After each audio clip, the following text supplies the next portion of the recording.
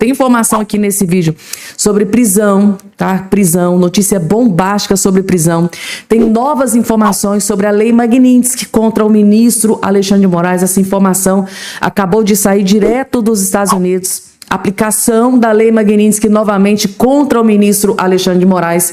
Tem Lula, que entrou em desespero após notícia bombástica que acabou de ser confirmada contra o Lulinha, gente, tá? A casa caiu para o filho do homem. A casa caiu para o Lulinha. Notícia bombástica acabou de ser confirmada. Eu vou trazer também essa informação aqui. Disse para vocês que esse vídeo aqui vai ser rápido, então, sem enrolação, direto para a informação, porque tem muita coisa para atualizar agora. Então não esqueçam de se inscrever aqui embaixo no canal. Para ser um cidadão bem informado que jamais será escravizado, tem que se inscrever aqui embaixo no canal, ativar o sininho das notificações e compartilhar o vídeo o máximo possível que vocês puderem. Eu queria que vocês assistissem esse vídeo aqui com muita atenção e colocasse aqui embaixo a sua opinião.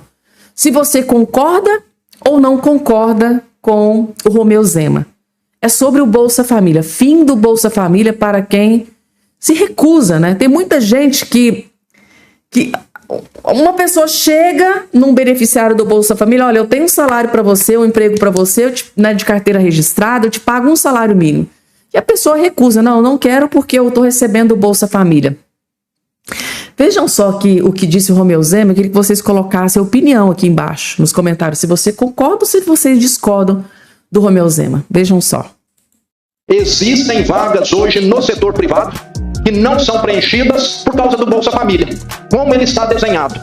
Marmanjões de 20, 30 anos, o dia todo deitado no sofá, jogando videogame, participando de rede social, e emprego tem. Romeu Zema tá certíssimo. Quem tem oportunidade de saúde para trabalhar não pode ser sustentado pelos outros. E o pior, o estereótipo do jovem que vive de auxílio para passar o dia jogando videogame tem base na realidade. Vamos aos números? Um estudo do economista Daniel Duque da FGV mostrou que para cada 2 famílias que entraram no Bolsa Família, uma pessoa saiu da força de trabalho desde 2023. No total, caiu 11% a participação no mercado de trabalho, 12% o emprego em geral e 13% o emprego formal. O efeito é mais forte justamente entre homens jovens de 14 a 30 anos. Como o Zema disse, eles estão concentrados nas regiões norte e nordeste, onde a dependência do benefício é maior. Infelizmente, tem muito marmanjo jogando videogame e vivendo às custas de quem trabalha e paga imposto. E isso é uma tragédia. É uma das piores coisas que podemos fazer como sociedade. Eu explico. Sem entrar no mercado de trabalho, o jovem não acumula experiência e não progride. Cada ano sem trabalhar significa uma renda menor pro resto da vida e cada vez mais dificuldade para entrar no mercado de trabalho. Para muitos, a ajuda se torna uma armadilha de dependência eterna do Estado. Mas não é só isso, o trabalho não é apenas uma questão de renda, mas parte do que torna as pessoas funcionais, principalmente no caso de homens jovens. Ajuda, inclusive, a afastar de problemas como o vício e o crime. Para termos uma ideia, hoje o benefício atende 50 milhões de pessoas, em cerca de 20 milhões de famílias. Em 9 estados, há mais famílias recebendo Bolsa Família do que trabalhadores com carteira assinada. O gasto com benefícios sociais, incluindo Bolsa Família, já cresceu 500% acima da inflação desde 2004. E não é justo com quem trabalha para pagar essa conta. Muitas pessoas poderiam estar trabalhando e progredindo e estão sendo sustentadas. E o futuro para ela e para nós não é nada bom. E você, o que acha dessa proposta de cortar o benefício de quem rejeita uma oferta de trabalho? E aí, gente, coloca aqui embaixo a opinião de vocês, ó. O cara tá aqui, ó, recebendo o Bolsa Família, deitado na rede. Trabalhem, paguem impostos para eu poder receber aqui o meu Bolsa Família tranquilinho. É mais ou menos isso aqui que acontece, gente, tá? Vocês acham justo? A pessoa vai lá, recebe uma oferta de emprego, olha, eu tenho aqui emprego para você, né? Vamos supor, um dono de um supermercado. Aqui mesmo na cidade onde eu moro, gente, eu já vi relatos, dono de supermercado, tá lá com a plaquinha, contrata-se, sabe aquelas pessoas que ficam ali no final do caixa empacotando ali aquelas sacolinhas? Contrata-se, tem vaga para aquele trabalho, para a pessoa pegar e colocar a compra dentro da sacolinha, né, gente, tá? Eu não sei qual é o nome que dá para aquele profissional que faz isso, mas assim, aquele ajudante, né, na hora da compra ali. Gente, o supermercado aqui, tá? Esse dono desse mercado, ele tem 3 supermercados aqui dentro da cidade. E nos 3 ele tá precisando de funcionários para ficar empacotando as compras ali na sacolinha para que a pessoa leve até o estacionamento, até o carro. Gente, não tem. As pessoas não querem trabalhar. E a resposta é sempre a mesma. Eu recebo Bolsa Família, eu não posso assinar minha carteira, senão eu vou receber o meu benefício. Eu vou perder o meu benefício. E é assim que o Lula vai se perpetuando no poder, que é a pessoa no cabresto. Olha, recebe o Bolsa Família, você vai ser grato a mim e você vai votar em mim pro resto da vida. É mais ou menos esse. É assim que o Lula vai se perpetuando, o PT vai se perpetuando através de benefícios. Pro Lula, é terrível a pessoa procurar um emprego, né, carteira assinada, e sair do Bolsa Família, porque se sai do Bolsa Família, basicamente, a pessoa melhora de vida, tem a possibilidade de conseguir um emprego melhor para ganhar mais e para de votar no Lula.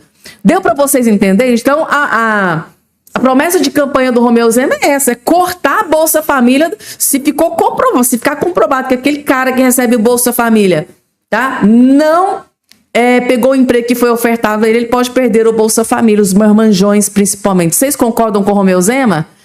Coloca aqui embaixo a opinião de vocês. E agora, gente, vamos falar sobre Alexandre de Moraes, gente, tá?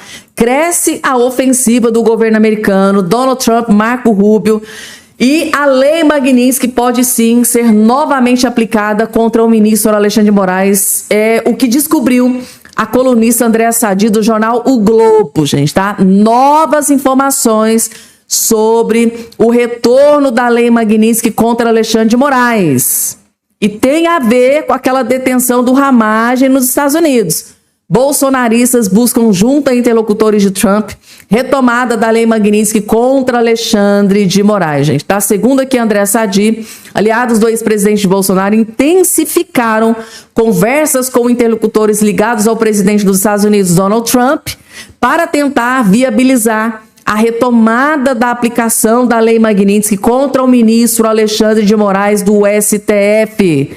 Próximo a Eduardo Bolsonaro, Paulo Figueiredo disse ao blog da Andréa Sadi ver o Brasil cavando uma nova briga com Trump, o Lula, né? Cavando uma briga com Trump. Segundo Paulo Figueiredo, que mora nos Estados Unidos, não há expectativa de retomada de tarifas comerciais, como o Lula parece que está cavando, querendo que aconteça, para ele, né, tentar sair por cima, usar o discurso da soberania.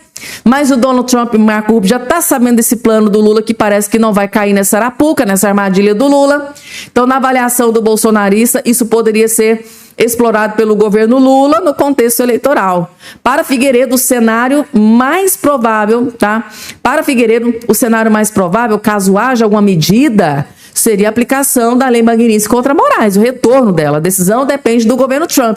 Figueiredo afirma que a articulação faz parte de uma estratégia mais ampla, com o objetivo final de conseguir o impeachment de ministros do STF. Segundo ele, há, na visão desses interlocutores, ambiente político para avançar nessa direção. As sanções propostas pela lei Magnitsky são descritas por alguns como uma pena de morte financeira. A pessoa não pode, por exemplo, ter cartão de crédito de nenhuma das grandes bandeiras que operam nos Estados Unidos.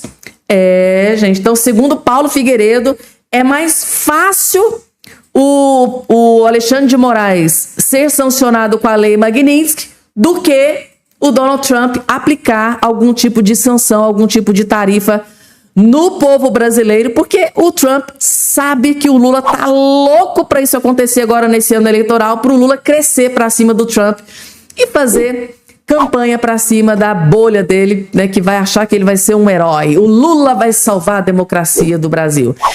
E mais chumbo grosso para cima do Moraes, gente, tá? Glenn Greenwald, jornalista americano, disse o seguinte: democracia será ilusão caso Moraes tire Flávio Bolsonaro das eleições. Alexandre de Moraes, né, e o STF conseguiram tirar o Bolsonaro da eleição. Deixou ele inelegível. Porém, como Flávio Bolsonaro, que foi indicado pelo Bolsonaro, está à frente nas pesquisas contra o Lula, então agora resta o quê? Além de derrubar o Bolsonaro, tem que derrubar o Flávio, porque senão o Flávio vai vencer o Lula. E parece que o plano está sendo colocado em prática. Porém, jornalistas internacionais estão de olho no que o Moraes anda fazendo por aqui. E, gente, tá? Escreva o que eu estou dizendo para vocês.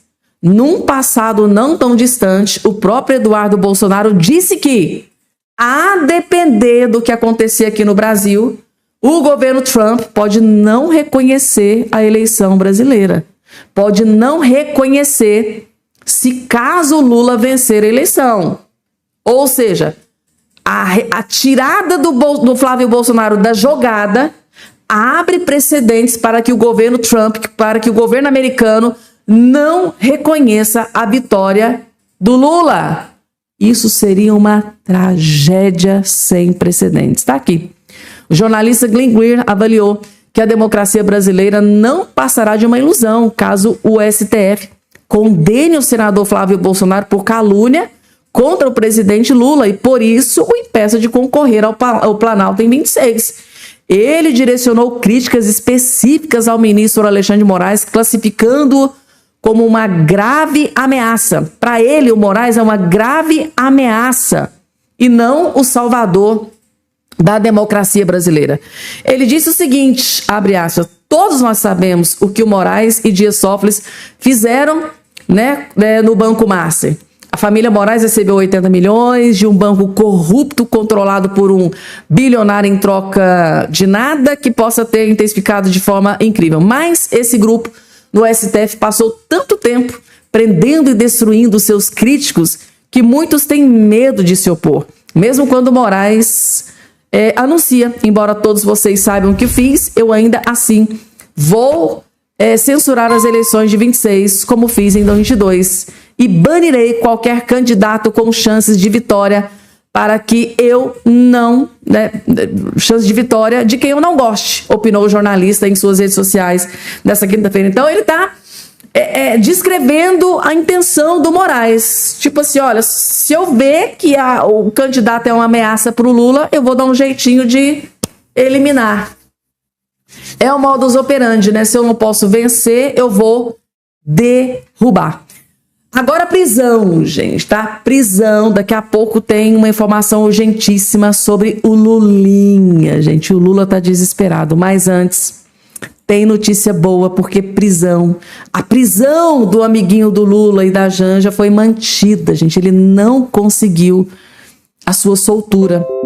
Foi mantido preso. Dono da Choquei é transferido e segue preso preventivamente, gente. Ele não conseguiu a sua soltura. Você vê, ganhou milhões, milhões e milhões, tanto dinheiro, mas não conseguiu se livrar da prisão. Tá aqui. Rafael Souza Oliveira, criador da página Choquei, foi transferido na tarde desta sexta-feira para o Complexo Prisional Penal Daniela Cruvinel, em Aparecida de Goiânia. A mudança ocorreu depois da decisão judicial que manteve a prisão preventiva. Então, lógico, a defesa tentou, mas não conseguiu e ele continua preso, gente. Então, o amiguinho que fez muita campanha pro Lula, tá? Dono da Choquei, continua presinho da Silva. E para acabar de completar, a notícia que não é boa para o Lulinha, gente. Viana se reúne com Fux e Mendonça para entregar relatório que indicia Lulinha. O senador Carlos Viana, que foi relator da CPI do INSS, se reuniu com André Mendonça no Supremo Tribunal Federal e entregou, gente, tá? Inclusive, a nova atualização é que ele já entregou esse documento. Aí, segundo informações, ele entregou o documento nas mãos do ministro André Mendonça e tá pedindo, gente, tá? Mesmo que o STF tenha enterrado, a CPMI do INSS, o relatório que estava nas mãos do Alfredo Gaspar, do Carlos Viana, foi entregue para o André Mendonça e para ele utilizar, fazer para quê, gente? Para que a Polícia Federal possa fazer as investigações e, no futuro, quem sabe, indiciar formalmente o Lulinha da Silva, gente. Então, enterrou a CPI, o STF enterrou a CPI, mas as investigações ainda vão continuar, afirmou o Carlos Viana, ex-presidente aí da CPI do INSS. Para desespero do Lula, eles podem até ganhar de uma batalha, né? O STF conseguiu salvar ali, mas a guerra ainda continua e tem muita coisa para ser investigada. Vejam só, gente, Paulo Figueiredo acaba de revelar a lista de diálogos cabulosos do governo Lula com o crime organizado, gente, tá? Direto dos Estados Unidos, O Paulo Figueiredo decidiu jogar a lama no ventilador e se o Lula assistir esse vídeo aqui, ele vai ter um infarto fulminante. O Paulo Figueiredo acabou de revelar a lista de diálogos cabulosos, diálogos cabeludos, tá? Diálogos do governo Lula com o crime organizado, gente, tá? É o vídeo mais grave, mais importante que você vai assistir no dia de hoje. Vocês vão entender por que eu estou dizendo isso quando vocês chegarem no finalzinho desse vídeo. Assistam, mas com muita, mas muita atenção. Porque a reflexão é a seguinte: como é que você pode ter uma eleição justa se a população não pode falar sobre essas coisas, se o candidato não pode falar sobre essas coisas? Deixa eu fazer um pouco de jornalismo sério aqui, citando fatos comprovados sobre as ligações do Lula com o crime organizado. Por exemplo, eu tenho idade para me lembrar da época, porque eu tenho mais de 3 anos de idade, da época que a senhora Luciane Barbosa Farias teve pelo menos 2 reuniões no Ministério da Justiça do governo Lula, à época chefiado pelo atual ministro do STF, Flávio Dino. Vocês sabem quem é essa Luciane Barbosa Farias? É a mulher esposa do Clênilson dos Santos Farias, que é o conhecido Tio Patinhas, o líder do Comando Vermelho no Amazonas, que foi preso em dezembro de 2022.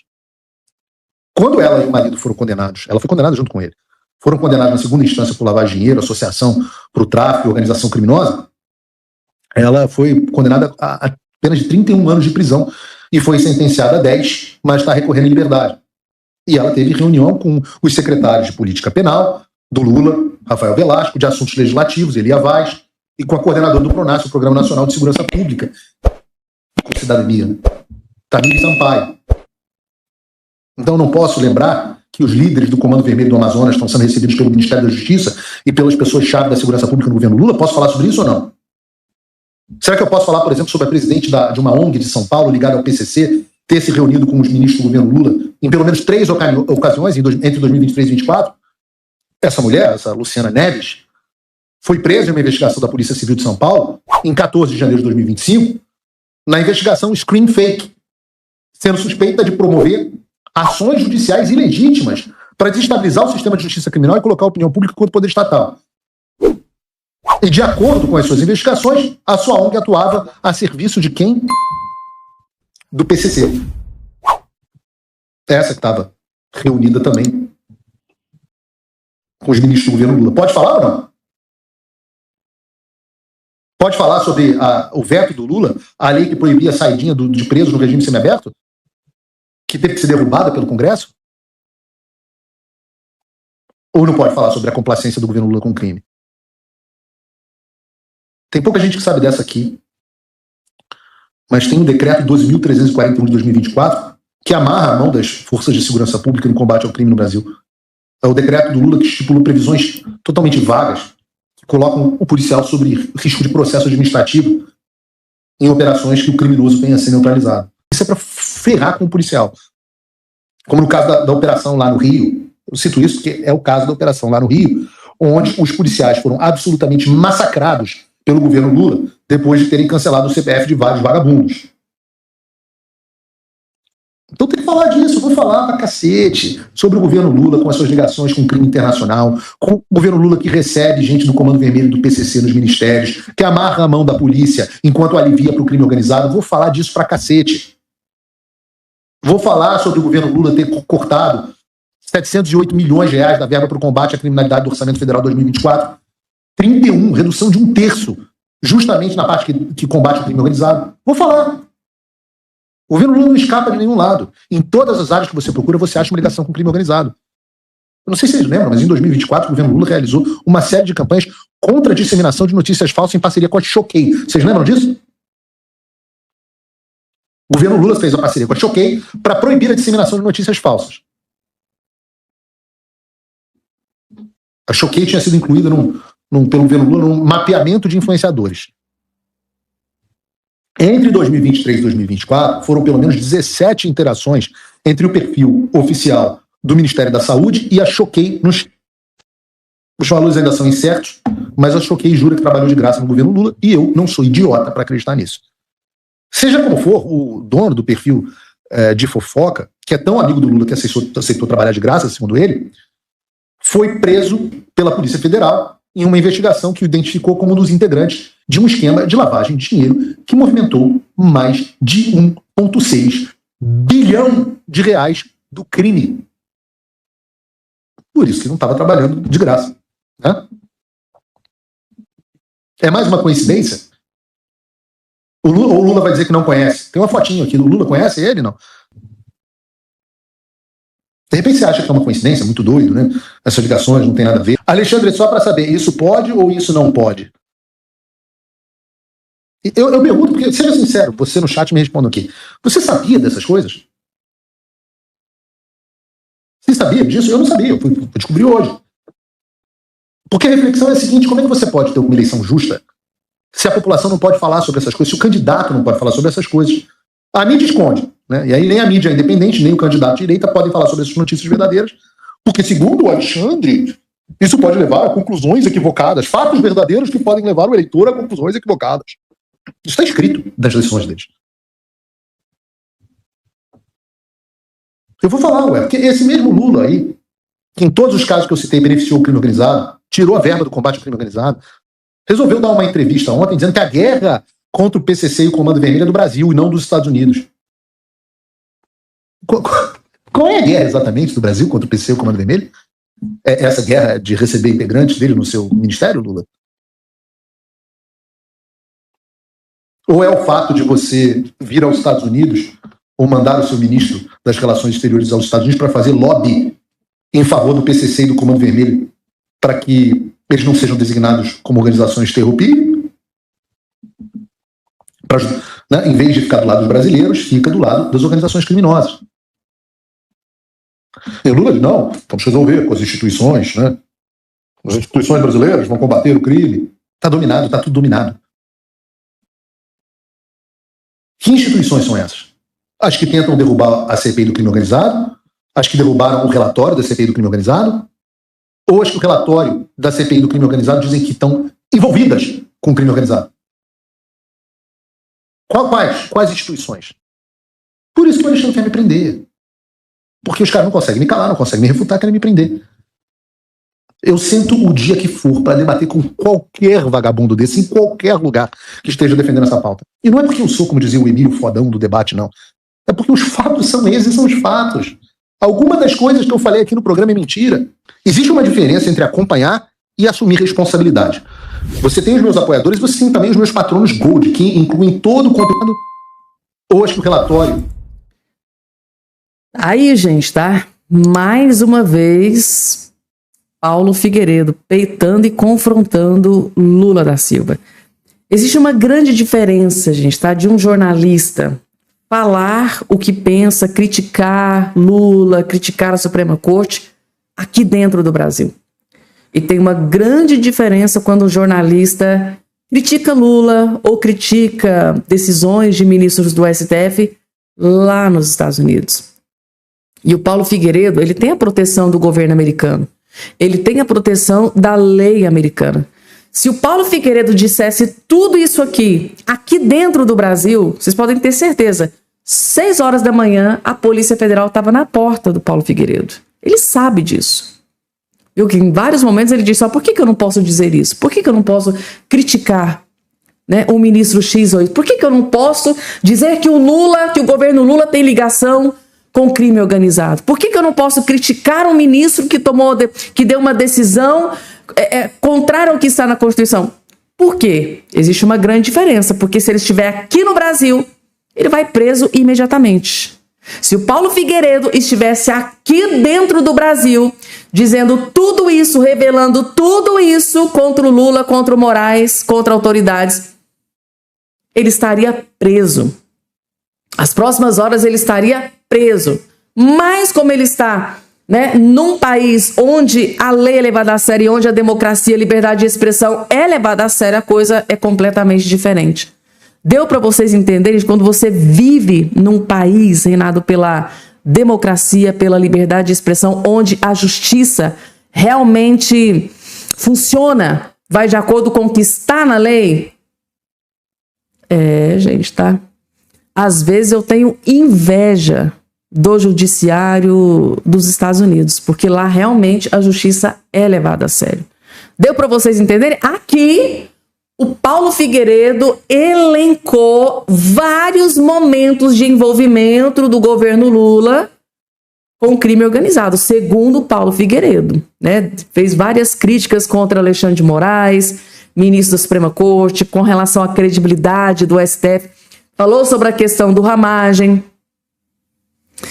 E é isso, gente. Essa é a grande... Deu para vocês entenderem a grande diferença agora, quando você critica, quando você... Por exemplo, aqui no Brasil, Flávio Bolsonaro mencionou, né? Falou, olha, gente, Lula Maduro. Logo na primeira postagem do Flávio Bolsonaro, depois que ele, né, basicamente se candidatou à presidência, o que é que está acontecendo com o Flávio? Já tem investigação da Polícia Federal que pode deixar ele inelegível. Deu para vocês entenderem a diferença? Eles não podem fazer nada contra o Paulo Figueiredo, que está sob a jurisdição dos Estados Unidos, do governo americano, da justiça americana. Ao contrário do Flávio Bolsonaro, que está sob a jurisdição brasileira, onde uns e outros reinam aqui no Brasil. Essa é a grande diferença.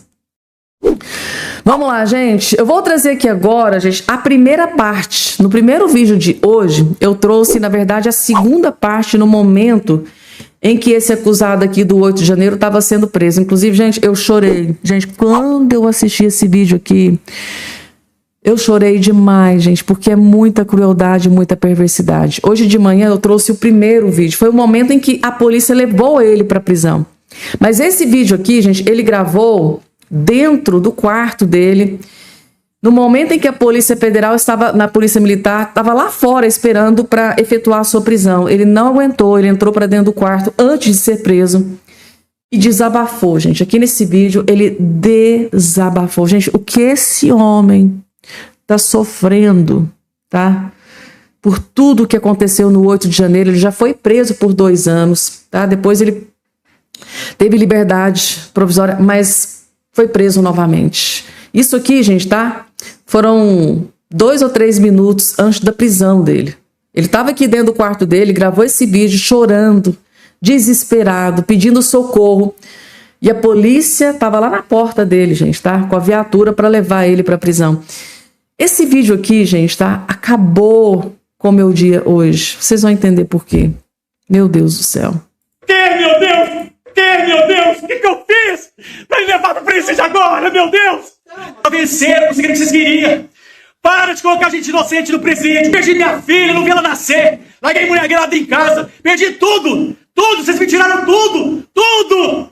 E colocaram 2 anos naquele presídio. Nem fui preso. Eu me apresentei voluntariamente. Eu fui pessoalmente pra Brasília pra provar minha inocência e mostrar pra vocês que eu não fujo porque eu não devo. Eu fui lá porque eu não devo. Eu não devo. Por isso que eu procurei vocês. Fui pessoalmente. Vocês me deixaram 2 anos lá. 2 anos entre a vida e a morte. Vocês já ganharam tudo. Já venceram tudo. Acabaram com a nossa vida.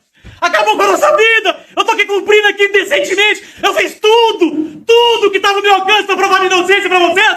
Tudo! Tá aqui a polícia, tá aqui dentro da minha casa agora querendo me levar, agora pro presídio vai me levar! Eu fiz tudo! Honrei meu compromisso! Eu fui pessoalmente! Tentei provar minha inocência! Provei pra vocês que eu não fiz nada! Não é porque você tá lá que você compactou com as coisas erradas! Por que tá fazendo isso comigo? Me levando agora pro presídio! Por quê? Pra acabar mais comigo, acabar com a minha vida! Seja honesto, para com isso, nesse país, pelo amor de Deus! Eu não dou conta mais, mãe! Eu não vou suportar lá dentro! Por que tá fazendo isso conosco? Chega! De justiça! Chega de justiça!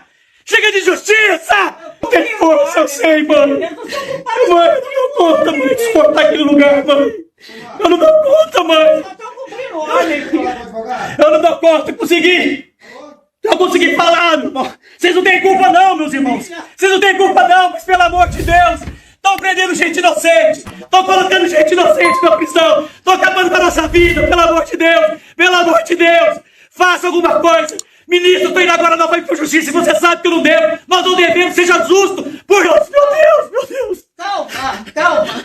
Tô bem dentro. Volta nessa porra dessa dosimetria. Volta nessa anistia. Sabe, muda essa realidade desse país, porque pessoas inocentes estão indo pro presídio, tá acabando conosco, eu não tenho saúde mais pra isso não, são 3 anos presos por uma coisa que eu não fiz, me acha uma coisa que eu fiz naquele dia, me acha acha uma coisa que eu quebrei, me acha incitação, me acha um pedido de golpe de Estado, qualquer merda que eu não fiz. Não fiz! Tô aqui um ano aqui com a minha mãe aqui, ó. Aguentando aqui. Não podia ter fugido, queria ir pra qualquer lugar do mundo. Mas eu não fiz isso porque eu honrei com a justiça. Tô aqui com a tornozeleira aqui, honrando com a justiça. Honrando com a justiça para que vocês possam também serem justos. Justo com a gente. Por Deus. Justo com a gente. Por Deus. Vou me levar pra aquele presídio lá pra aguentar o quê? Eu já aguentei quanto tempo? Quanto tempo tô aguentando essa situação, mãe? Mãe, eu não tenho mais força, mãe. Eu não tenho mais força, mãe. Cala a boca, calma. Calma, por favor. Eu não tenho mais força. Como que a gente não chora com um vídeo desse, gente? Tá nesse momento que ele tava gravando esse vídeo aqui, ele tava dentro do quarto. E tinha 3 ou 4 policiais e a viatura na porta dele pra levar ele pra cadeia, gente, tá? É aquele sentimento de revolta mesmo, né? Porque tem tanto bandido criminoso. Gente, hoje mesmo eu vi, né, uma matéria com um criminoso, foi preso com tonelada, gente, tá? De entorpecente, que eu não posso nem falar o nome aqui com vocês. Começa com có, termina com ina. Livre, leve e solto. Enquanto aqui é uma pessoa justa, você vê, perdeu o nascimento da filha porque foi preso, ele mesmo procurou a justiça para dar explicações, e ele recebeu voz de prisão, ficou 2 anos preso, foi solto, e agora, por decisão do STF, ele tem que voltar para cumprir pena. Triste, gente, é por isso que às vezes eu perco a fé na humanidade, é quando eu vejo esse tipo de injustiça acontecendo, é por isso que eu perco a fé, é muito triste mesmo, gente, tá? Pessoas cometendo crimes horrendos, gente da mais alta periculosidade, bandido criminoso, cometendo crimes, gente, tá assim, cruéis. E você vê isso aqui, o sentimento é de revolta, né?